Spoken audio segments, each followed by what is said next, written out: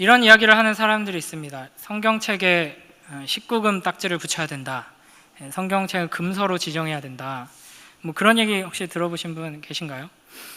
그러니까 성경 안에 너무나도 잔인하고 이제 끔찍한 이야기들이 많이 등장하기 때문에 이건 아이들이 읽으면은 이건 심각한 문제가 생긴다. 뭐 이런 것이죠. 물론 이제 기독교를 굉장히 공격하는 사람들이 주로 하는 말입니다. 근데 사실 그렇죠. 우리가 성경을 쭉 읽어보면은 뭐 시작 부분부터 이렇게 형이 동생을 죽이고 뭐 온갖 살인 사건에 간음에 불륜에 뭐 대학살극이 벌어지고 아주 끔찍한 이야기들이 많이 등장합니다. 이게 어린 아이가 잠들기 전에 이렇게 뭐 부모님이 할머니 할아버지가 이렇게 속삭이면서 읽어주기에는 어울리지 않는 이야기들이 많이 나오죠. 이런 이야기들을 이제 만약에 영화로 이제 만들면은 영화로 표현한다 하면은 아마도 19금 정도가 아니라 이제 제한 상영과 이제 상영 불가 이제 판정을 받을 만한 이런 장면들이 성경에는 많이 등장합니다. 오늘 본문의 이야기가 대표적으로 좀 그런 측면이 있죠. 아람 왕이 북이스라엘을 침략해서 이제 수도 사마리아 성을 완전히 포위를 합니다. 그래서 성 안에 보급이 완전히 끊어지고 이제 극심한 이제 굶주림을 겪게 되죠. 그래서 이제 성 안의 물가가 상상을 초월하게 상승하게 되고 결국에는 이제 자기 아들을 삶아 먹는 어미의 그런 끔찍한 이제 사건까지 벌어지게 됩니다. 여러분은 이 본문을 읽으면서 어떤 심정이신가요? 우리 28절, 29절만 한 번 더 읽어볼까요? 시작.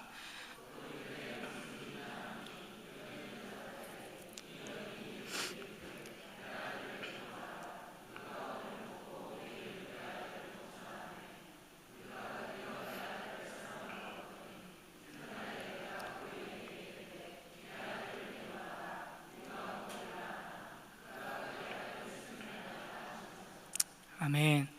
그러니까 우리가 성경을 읽을 때 그냥 뭐 옛날 이야기가 아니죠. 살아계신 하나님의 말씀이고 실제 이스라엘의 역사 속에서 일어났던 일을 지금 우리에게 들려주시는 겁니다. 그런 걸 감안해서 우리가 읽을 때 이건 굉장히 끔찍하고 참혹한 이야기입니다. 저는 이 본문을 읽을 때 이제 딱 떠오르는 하나의 기억이 있는데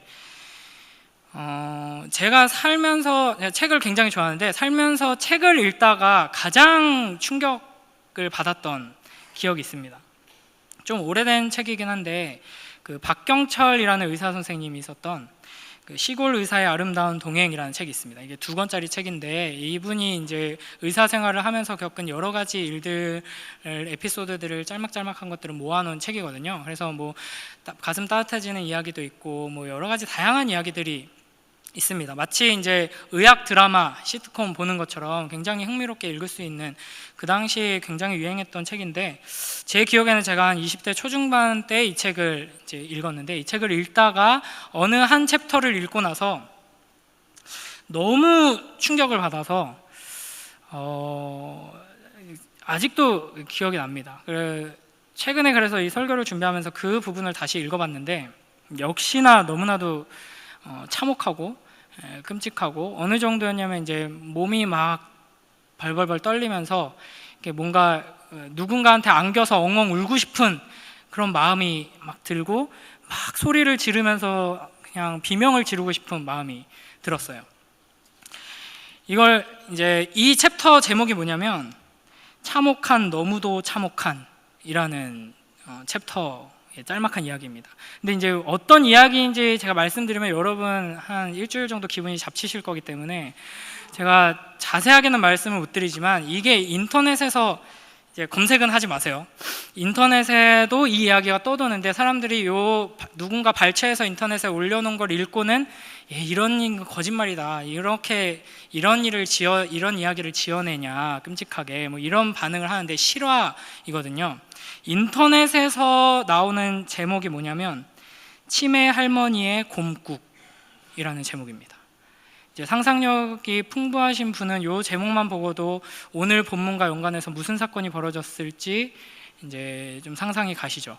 그래서 이 이야기의 뒷부분에서 이 박경철이라는 의사 선생님이 그 시체를 이제 검안 이제 하고 그 곁에 있는 간호사들이 다 막 쓰러지고 비명을 지르고 하는 그런 장면이 등장을 합니다. 그러니까 지금 이스라엘이 어떤 처지에 있는가, 우리가 워낙 지리적으로도 시간적으로도 멀리 있는 이야기이기 때문에 그냥 쓱 읽고 지나갈 수가 있지만, 이제 우리의 상상력을 동원해서 이들이 과연 어떤 상황인가를 생각해 보면 너무나도 참혹한 상태입니다.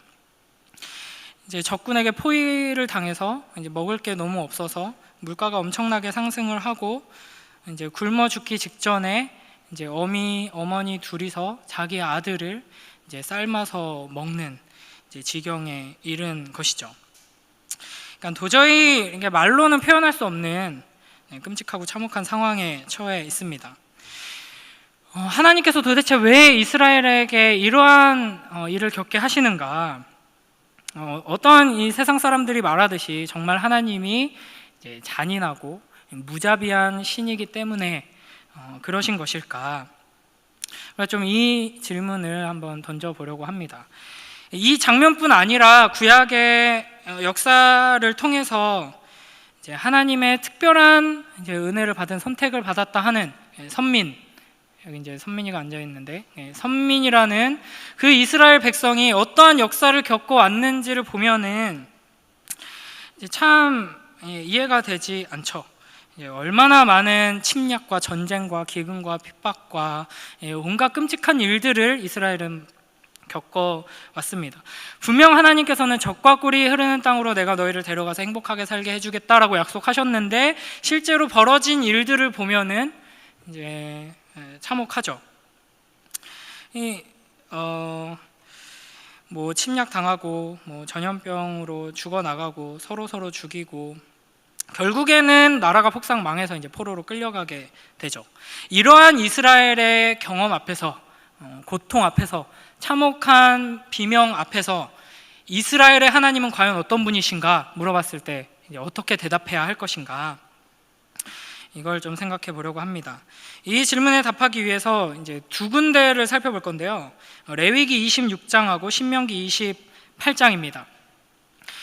구약의 이스라엘 역사를 이해하는데 가장 중요한 본문 두 군데라고 할 수 있습니다. 먼저 이제 다 함께 좀 성경을 펼쳐서 같이 봐야겠는데요. 레위기 26장을 먼저 가보겠습니다. 구약 성경 188쪽 레위기 26장입니다. 앞에 제가 드린 표를 한번 띄워 주시면 좋겠습니다.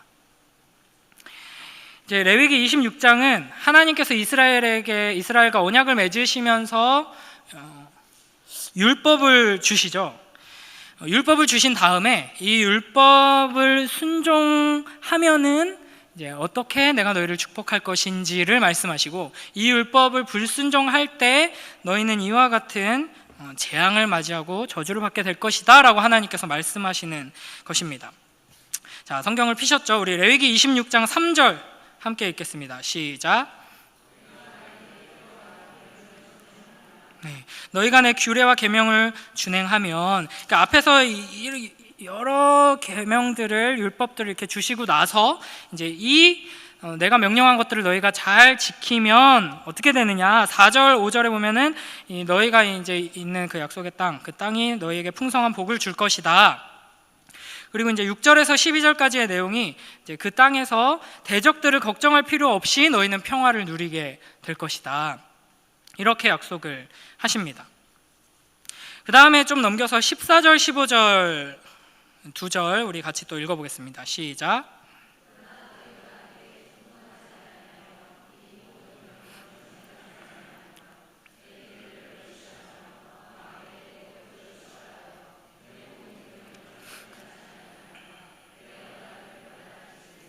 아멘. 그래서 3절부터 이제 12절까지 13절은 조금 다른 내용이 이제 들어가 있고요. 이제 율법을 잘 지킬 때 이와 같은 축복을 누리게 될 것이다. 너희가 이제 풍성한 복을 받고 그 땅에 살면서 적들이 쳐들어오면 어쩌지, 이런 걱정 너희가 할 필요 없게 안전하게 내가 지켜줄 것이다, 이렇게 약속을 하시고 나서 14절 15절에서 그러나 이제 너희가 이것을, 내 말을 잘 안 듣고 명령을 따르지 않고 규례를 멸시하고 내 법도를 싫어하고 계명을 준행하지 아니하면 이제 어떻게 되느냐, 16절에 재앙과 질병이 찾아오고 이제 뭐 파종한 것이 헛되어서 대적들이 먹을 것이다. 이제 순종하면 얻는 복과 반대죠. 그리고 17절에 대적에게 패하고 원수에게 다스림을 당하고 도망하게 된다, 이렇게 말씀을 하십니다. 그리고 18절에 보면은 이제 그렇게까지 되어도 내게 청종하지 아니하면, 이렇게 말씀을 하시죠. 그러니까 하나님께서는 순종하지 않으면은 너희가 이러한 이제 심판을 받게 될 것이다, 징계를 받게 될 것이다 말씀을 하시고, 그럼에도 불구하고 정신 못 차리면이라고 이제 말씀을 하십니다. 그러니까 하나님께서 불순종할 때 약속하신 이 징계는 그냥 이 징계를 내리고 끝나는 게 아니라 정신 차리고 내 말 잘 들어야지 라는 목적으로 지금 주시는 것이죠. 그렇게 하셨음에도 불구하고 계속 불순종하면은 너희 죄로 말미암아 내가 너희를 7배나 더 징벌하리라. 근데 몇 대 좀 맞고도 정신을 못 차리면 더 세게 맞아야 되는 거죠. 그래서 20절에 보면은 아무리 땀 흘려 수고해도 이제 그 땅은 산물을 내지 않고 땅의 나무는 열매를 맺지 않을 것이다. 그러니까 요즘 왜 이러냐, 이렇게 농사를 열심히 지었는데 왜 이렇게 열매가 없고 우리 이렇게 굶고 있냐 했을 때, 우리가 하나님 말씀 제대로 안 듣고 순종 안 하고 우상 숭배하고 하면은 하나님이 우리한테 이렇게 저주하신다고 했는데 하나님의 저주구나, 하나님이 살아계시구나 하고 기억하고 정신 차리고 돌아와야 한다는 것이죠. 그런 목적으로 지금 이와 같은 재앙을 약속하고 계시는 것입니다. 그리고 22절을 보면은 땅에는 사나운 들짐승들이 넘쳐나 자녀를 해칠 것이고 길들이 황폐해질 것이다. 그 다음에 좀 더 뒤로 가서 23절 함께 읽어볼까요? 시작.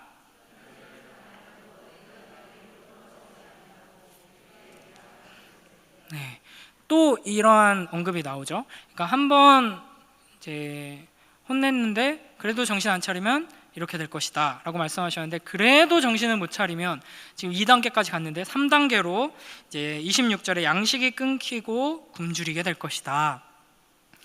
그 다음에 27절에 또 이런 언급이 나옵니다. 함께 읽어봅니다. 시작.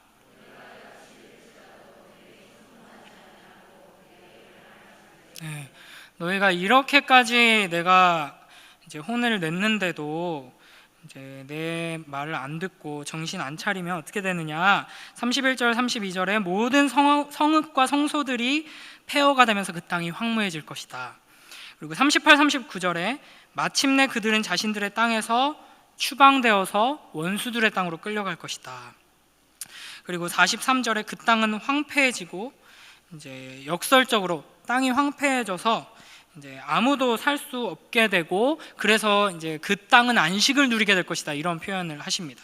그러니까 하나님께서 이스라엘 백성을 데리고 와서 여기 살아라, 여기서 너희에게 복을 주겠다, 이 땅을 통해서 너희에게 복 주겠다 했던 그 땅에서 이제 쫓겨나고 그 땅은 이제 아무도 살지 않아서 이제 혼자서 안식을 누리게 된다, 이런 것이죠. 그래서 정리를 해보자면 크게 4단계로 이제 불순종하면 하나님께서 주겠다 약속하신 재앙이 이루어져 있습니다. 그래서 이 표에 보시면은 불순종하면 재앙하고 그 옆에 이제 폐병, 열병, 전쟁에서 패배함, 이게 이제 첫 번째 단계고요. 그래도 정신 못 차리면 이제 가뭄, 그리고 이제 열매가 없고, 그래도 정신 못 차리면 들짐승이 공격하고 자녀들이 이제 가축들이 공격당하고 전쟁이 일어나고 역병이 이제 돌고, 그래도 정신을 못 차리면 이제 그 땅에서 쫓겨나게 된다 하는 것이죠. 이 하나님의 약속이 구약의 전체 이스라엘 역사를 우리가 파악하는데 가장 중요한 핵심이 됩니다. 그래서 이제 레위기 26장을 별표를 잘 해두시고, 그 다음에 넘어가기 전에, 그래서 이런 식으로 언약을 맺은 뒤에 이 율법을 잘 지키면은 이제 축복을 받고 불순종하면 저주를 받는다라고 선포하는 것이 이제 이런 언약을 맺는 전형적인 형식, 입니다. 그래서 시내산 언약을 마무리하면서 출애굽기 23장에도 이와 같은 형식이 나오고요. 이제 세겜 언약을 마무리하는 여호수아 24장에서도 이런 축복과 저주의 이제 약속이 등장합니다. 그리고 이제 책 자체가 거대한 언약 법전이라고 할 수 있는 신명기에서도 신명기 28장이 그런 역할을 하고 있는데요. 이런 축복과 저주의 선언, 약속은 마지막에는 결국 희망의 약속으로 끝나게 됩니다. 우리 26장 아직 펴고 계시죠? 레위기 26장 뒷부분으로 가서 42절에서 44절까지 한번 쭉 읽어보겠습니다. 42절부터 44절까지 시작. 내가 야곱과 맺은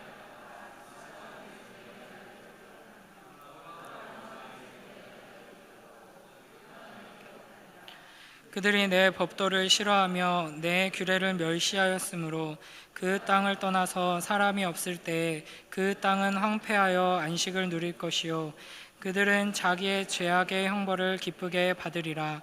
그런즉 그들이 그들의 원수들의 땅에 있을 때 내가 그들을 내버리지 아니하며 미워하지 아니하며 아주 멸하지 아니하고 그들과 맺은 내 언약을 폐하지 아니하리니 나는 여호와 그들의 하나님이 됨이니라. 아멘. 그러니까 이 레위기 26장의 전체 내용은 이제 그들이 순종하면 복을 받게 되고 불순종하면 이제 하나님이 심판하시고 징계하시고 이제 저주가 너희에게 내리게 된다. 그러면 정신 차리고 돌아와야 하는데 그래도 정신 못 차리면 2단계, 3단계, 이제 4단계까지 가서 결국에는 너희 그 땅에서 쫓겨날 것이다. 쫓겨나면 이제 끝나고 다시는 기회가 없을 것 같은데 너희가 쫓겨나서도 이제 쫓겨난 거기에서 드디어 이제 정신 차리고 회개해서 이제 우리가 징계받고 있다는 것을 깨닫고 그 징계를 기쁘게 받으면은 이제 하나님께서 아브라함과 이삭 그리고 야곱과 더불어 맺었던 그 언약을 기억하시고 이제 너희를 회복시키실 것이다라고 약속하시는 것이죠. 이 내용들을 기억하면서 한 군데만 더 보겠습니다. 신명기 28장입니다. 뒤로 넘어가면 신명기가 나오죠.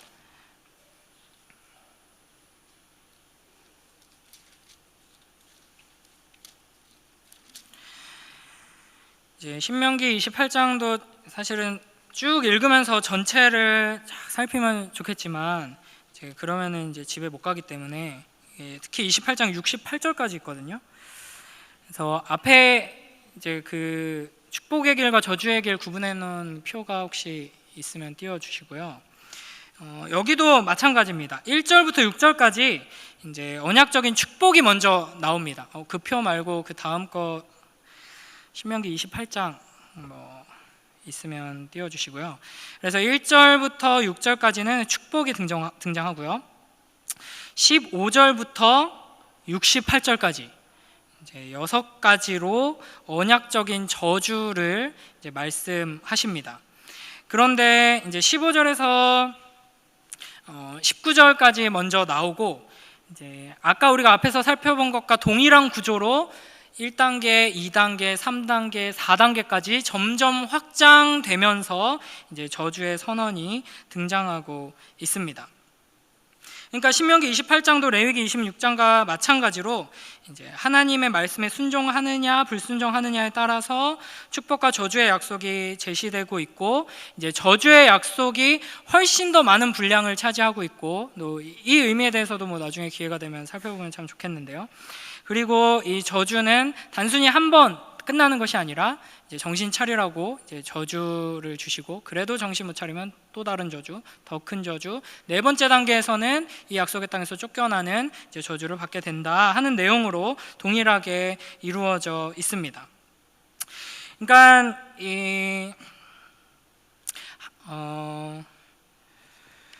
그래서 이걸 이제 정리를 해보자면 이 언약적인 저주의 약속은 크게 이제 4단계로 되어 있는데요. 이제 3단계로 점점 확장되는 것으로 이제 우리가 볼 수 있는데요. 첫 번째는 이제 자연재앙입니다. 자연재앙. 그 다음에 이제 두 번째는 주로 이제 전쟁에 대한 이야기들이 등장합니다. 그리고 나서 이제 세 번째에서 이제 쫓겨나게 되는 것이죠. 이제 요 세 가지의 확장을 우리가 좀 기억해 놓으면은 좋습니다. 1단계 자연재앙, 그다음에 전쟁, 그리고 쫓겨남, 포로로 잡혀가는 거죠. 디아스포라. 그래서 이러한 틀을 가지고 이제 이스라엘의 역사 전체를 보는 거죠. 우리가 뭐 MT 가거나 뭐 수련회 하거나 하면 많이 하는 것 중에 하나가 인생 그래프 그리기 막 이렇게 하잖아요. 그래서 행복하고 좋았던 시절, 우리가 잘 나갔던 시절에는 막 이렇게 위로 이렇게 올라갔다가 막 이렇게 힘들었던 시절 막 밑으로 내려갔다가 막 올라갔다가 이런 거 그리잖아요. 그러니까 이스라엘의 역사를 이런 이제 인생 그래프처럼 그려 보자면 이제 사사 시대부터 이제 생각해 보면 이제 사사 시대는 여러분 이제 잘 아시죠? 이제 범죄하고 하나님께 징계받고 이제 회개하고 그러면 하나님께서 사사를 보내서 구원해 주시고 뭐 얼마 안 있다가 또 정신 못 차리고 범죄하고 징계받고 이제 회개하면 사사를 보내서 구원해 주시고 이게 계속 반복되는데 반복되면서 조금씩 믿음이 자라나고 정신 차려서 올라가는 게 아니라 반복되면서 점점 더 심각한 범죄를 저지르고 점점 더 이제 추락을 하게 됩니다. 그래서 이스라엘 역사는 이제 이거를 나선형 추락 구조 이제 있어 보이게 이렇게 말하는데요. 점점 이렇게 반복하면서 계속 추락하게 되죠. 그리고 나서 이제 쭉 올라가는 게 다윗과 솔로몬 때 이제 정점을 찍습니다. 전성기를 이루죠. 그래서 하나님의 축복 가운데에서 거한 시기가 길지 않습니다. 다윗, 솔로몬 한 120년 정도 이렇게 하나님의 축복 가운데 이렇게 거하다가 솔로몬 931년에 이제 남북이 분열되면서 그 이후에는 계속해서 추락합니다. 저주를 향해서 계속 가파르게 내려가게 되죠. 그래서 이 솔로몬 이후에 이스라엘이 둘로 분열된 이후에는 이스라엘이 계속해서 하나님과 우상 사이에서 양다리를 걸치고 이제 불륜을 저지르고 바람을 피는 그런 시대였습니다. 그래서 계속해서 쭉 추락하는 그래프를 그리게 되죠. 실제로 이제 이 시기의 유적들을 보면은 이제 하나님을 섬기는 이스라엘 그 여호와 신앙에 대한 유적들과 동시에 이제 뭐 바알이나 아세라나 온갖 우상을 숭배하는 유적들이 동시에 이제 발견이 됩니다. 하나님께서 싫어하시는 이런 삶을 선지자들을 아무리 보내서 이제 외치시고 또 약속하신 대로 정신 차리라고 저주를 계속해서 겪게 하심에도 불구하고 계속 정신을 못 차리다가 이제 아합 왕 때 이제 공식적으로 국가의 종교를 바꿔버립니다. 그래서 이제 아합 왕을 가장 악한 왕이라고 하는 것이죠. 여호와를 섬기는 제사장들을 죽여버리고, 그래서 아합 왕이 공식적으로 국가 종교를 바꾸고 난 뒤에 어떤 일이 일어나냐면 3년 반의 기근이 일어납니다. 그러니까 이게 아합 저 녀석 정신 못 차리니까 어떤 이제 심판을 할까 하나님이 고민하시다가 이제 기근을 내려야겠다가 아니라 이미 우리가 앞에서 살펴본 대로 이제 신명기 28장에 하나님께서 약속하신 그 언약적인 저주의 단계를 밟고 있는 것입니다.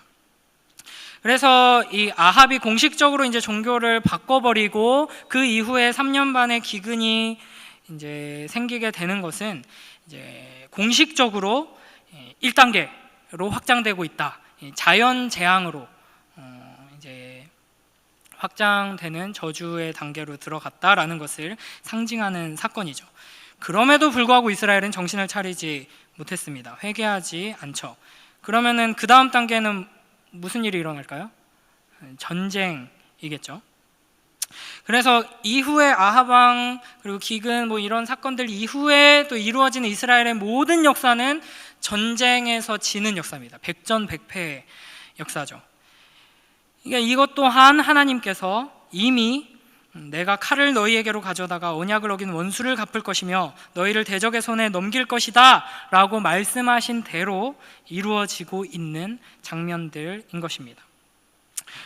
그래서 오늘 우리가 읽은 열왕기하 6장 24절에서 31절의 이 끔찍한 장면 또한 하나님께서 이미 이들에게 경고하시고 너희가 정신 못 차리면 이런 일이 일어날 것이다 라고 말씀하셨던 사건이라는 것이죠.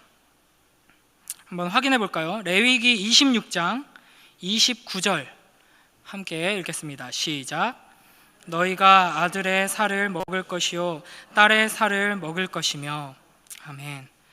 이게 이제 하나님께서 내리시는 저주에서 1단계로 확장되고 2단계로 확장되었을 때에 하나님께서 겪게 된다라고 말씀하셨던 그 저주입니다. 신명기 28장 53절 우리 함께 읽어보겠습니다. 시작.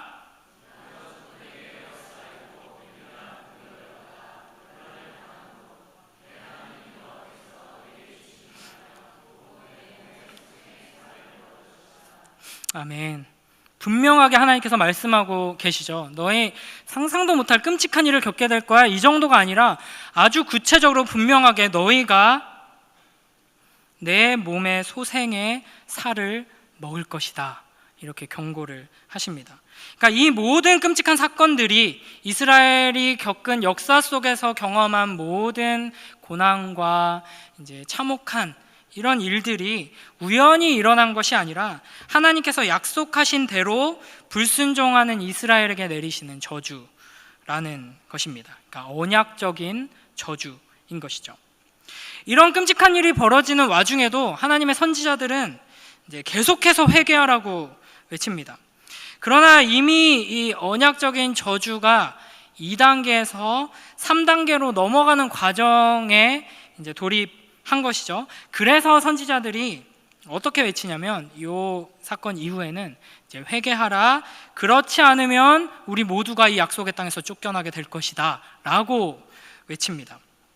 그러니까 선지자들이 이렇게 외친 건 단순히 이제 국제 정세를 보는 눈이 아주 밝았기 때문에 얼마 안 있으면 이 이스라엘 멸망하고 포로로 끌려가겠구나라는 것을 파악하고 경고한 것이 아니라 하나님께서 직통 계시를 주셔가지고 너 이제는 도저히 안 되겠으니까 쫓겨날 거라고 경고해라 뭐 그런 게 아니라 뭐 그런 측면도 있겠죠. 그러나 선지자들은 분명히 하나님께서 이미 이스라엘에게 오래전에 언약을 맺으시면서 경고하셨던 그 내용들을 알고 있는 것이죠. 그러니까 애타는 심정으로 계속 외친 겁니다. 왜 이렇게 정신을 못 차리냐. 이미 우리가 오랜 세월 동안 이렇게 온갖 고난을 겪은 것은 이미 하나님께서 너희 정신 못 차리면 이렇게 할 거야 라고 말씀하신 대로 되고 있잖아. 그러니까 하나님께 돌아와야 한다. 그럼에도 불구하고 계속 정신을 못 차리니까 이제 마지막 단계다. 여기서도 회개 안 하면 우리는 이 약속의 땅에서 더 이상 살지 못하고 쫓겨나고 포로로 잡혀갈 것이다 라고 외치고 있는 것이죠. 그러나 하나님께서는 포로로 끌려가서도 거기에서 우리가 하나님의 징계를 받는구나 라는 것을 깨닫고 이 징계를 달게 받으면서 회개하면 너희를 내가 회복시킬 것이다 라고 약속하셨기 때문에 끝까지 포기하지 않고 이 절망적인 상황 속에서, 그러니까 정말 구제불능이죠. 이 정도 되면은 정신을 차릴 법도 한데, 사실은 이게 이제 우리의 모습이긴 한데 끝까지 정신 못 차리고 회개하지 않는 이들을 향하여서 이제 하나님의 마음을 품고 끝까지 포기하지 않고 회개하라 회개하라 이렇게 선지자들이 외치는 것이죠. 우리가 이스라엘의 역사를 보면 이런 끔찍한 일들이 계속해서 벌어집니다. 사사기의 끝없는 추락과 왕들의 추악한 역사들, 전쟁과 기근과 핍박과 학살과 우상 숭배와, 그래서 이 하나님의 언약에 대해서 잘 모르는 사람들은 이러한 사건들 그리고 이러한 이스라엘의 역사만 보면은 하나님의 실수와 실패로 가득한 한심한 역사라고 생각하기가 쉽습니다. 그러나 결코 그렇지 않다는 것이죠. 분명 이스라엘은 실패했습니다. 아주 끔찍히도 완벽하게 실패했죠. 인간은 하나님의 형상으로 창조된 지 얼마 지나지 않아서 그 실패를 시작했고 아주 훌륭하게 이 실패를 완성하고 이제 이루었습니다. 그러나 하나님은 단 한 번도, 단 한순간도 실패하지 않으셨다라는 것을 우리는 기억해야 합니다. 인간의 역사는, 그리고 구약의 역사는, 이스라엘의 역사는 하나님께서 주신 이 신의 산 언약, 하나님께서 우리에게 주신 그 언약이 성취되는 놀랍게도 정확하게 온전하게 성취되는 역사라는 것이죠. 이스라엘이 고통당하고 끔찍한 일을 겪는 이야기 속에서도 우리는 신실하게 약속하신 대로 이루시는 그 하나님을 보고 만날 수 있다는 것입니다. 이 이스라엘의 역사의 중심에 이 시내산 언약이 있습니다. 그래서 이 이스라엘의 모든 역사는 단순히 우리에게 어떤 성공과 실패의 다양한 교훈들, 경험들을 통해서 교훈들을 주는, 너희는 이런 실수를 반복하지 말아라, 이 정도 수준의 이제 메시지를 주기 위해서 주어진 것이 아니라, 이 가장 중요한 핵심은 하나님께서 하나님의 언약을 지키신다 하는 것을 우리에게 보여주는 것이죠. 성경에 기록된 이 이스라엘의 역사는 하나님께서 언약을 신실하게 지키시고 성취하신 역사입니다. 그러면서 동시에 인간이 얼마나 부패하고 타락했는지 보여주는 역사이죠. 그러니까 영원하시고 무한하시고 불변하시는 하나님께서 우리에게 오셔서 우리와 언약을 맺으셨다라는 것만으로도 얼마나 크고 놀라운 은혜인데, 이제 그 언약 안에 머무는 것조차 이제 우리는 하지 못하고 이제 실패하고, 불순종하면은 받게 되는 그 저주, 경고와 징계, 이것들을 반복적으로 이제 한 단계, 두 단계, 세 단계 더 확장해서 이 네 단계를 걸쳐서 우리에게 주셨음에도 불구하고 이제 하나님의 말씀에 끝까지 순종하지 않는 그 인간의 어리석음을 우리는 이 이스라엘의 역사를 통해서 확인하게 됩니다. 이스라엘은 끝까지 자기들의 어떤 무기가 보잘것이 없어서, 이제 훌륭한 장군이 없어서, 작전을 잘못 짜서, 외교에 실패해서 망했다고 이제 생각했습니다. 운이 없어서 이렇게 됐다, 좋은 제도가 없어서 이렇게 됐다, 이렇게 생각을 했죠. 그러나 그들이 자연재해를 경험하고 전쟁을 겪고 포로로 끌려가고 이 모든 끔찍한 일을 겪은 것은 하나님이 없어서가 아니라 자기들이 무언가를 잘못해서, 자기들이 어떤 노력이 부족해서가 아니라 하나님이 살아계시고 약속하신 대로 신실하게 이루고 계시기에 그렇게 된 것이죠. 그러니까 이스라엘이 깨달아야 했던 것은, 하나님이 지금도 여전히 살아서 일하고 계시는구나, 우리를 부르고 계시는구나, 정신 차리라고 우리를 치시는구나 하는 것을 깨달았어야 하는 것입니다.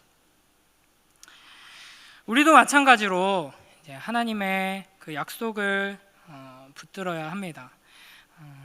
우리는 하나님 앞에서 자주 흔들리고 하나님을 바라보고 붙드는 신실한 삶을 살기가 쉽지가 않죠.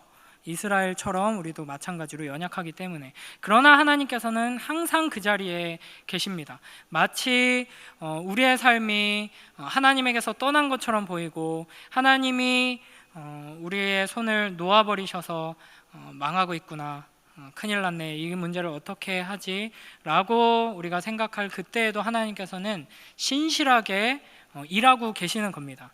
우리가 어려움을 겪고 고난을 당하고 참혹한 처지에 있을 그때에도 하나님께서는 그냥 너 정신 차릴 때까지 내가 잠깐 저기 가 있을 테니까 다 정신 차리면 다시 와, 우리가 그냥 생각하는 의자에 혼자 동떨어져서 앉아 있는 것이 아니라 하나님께서 정신 차리라고 우리를 꼭 붙들고 흔들고 계시는 것이죠. 그러니까 하나님이 지금도 살아계시는구나 하는 것을 우리는 잊지 말아야겠습니다. 어떤 순간에도 하나님께서는 우리에게 주신 그 약속을 신실하게 이루시는 언약에 신실하신 하나님이십니다. 하나님께서는 하나님의 말씀에 순종하는 자를 축복하시고 불순종하는 자를 저주하신다, 심판하신다 하는 것을 이제 이 성경을 통해, 이스라엘의 역사를 통해 증명하셨습니다. 그러므로 우리는 순종할 때 주실 축복을 붙들고 나아가야 하는 것이죠. 그래서 하나님께서는 이제 우리에게 이와 같은 율법을 주시고 우리로 하여금 이 율법을 사랑하며 순종할 수 있도록 인도하십니다. 그러니까 딱 율법만 띡 주셔놓고 네가 알아서 순종해라, 순종하면 복 준다고 했으니까 이제 순종해봐라가 아니라 이 율법을 사랑할 수 있도록 우리 안에 사랑하는 마음을 주시고 이 율법을 순종할 수 있도록 우리의 의지도 새롭게 하시고 우리를 이제 이끌어 주시는 것이죠. 우리가 할 일은 사실 하나밖에 없습니다. 하나님 말씀 앞에 부지런히 나와서 하나님이 우리에게 주신 약속이 무엇인가를 계속해서 확인하는 것이죠. 이걸 우리가 보지 못하는 게 가장 큰 문제입니다.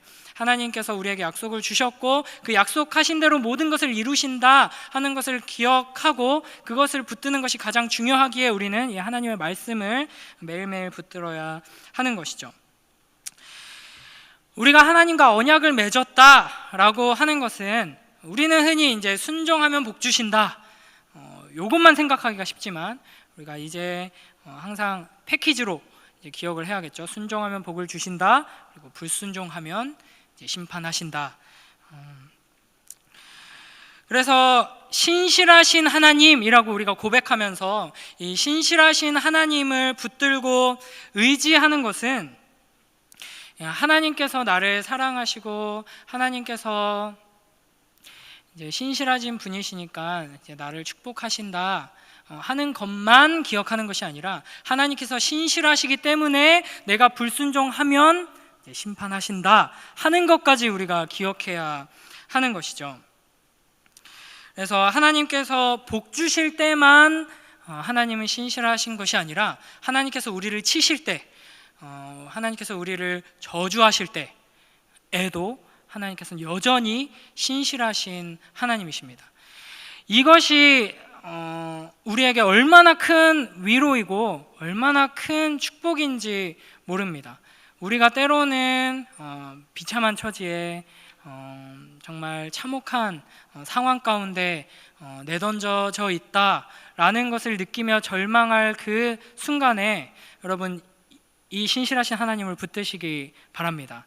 내가 하나님께 결코 버림받은 것이 아니라 하나님 지금도 신실하게 일하고 계셨군요 라고 기억하고 하나님께 돌아가고 회개하고 하나님을 붙들 때 그 언약에 신실하신 하나님께서는 순종하는 우리에게 복 주시고 보호하시고 우리와 함께 하실 줄 믿습니다. 이 시간 우리 함께 이 언약에 신실하신 하나님을 함께 찬양하며 나아가도록 하겠습니다.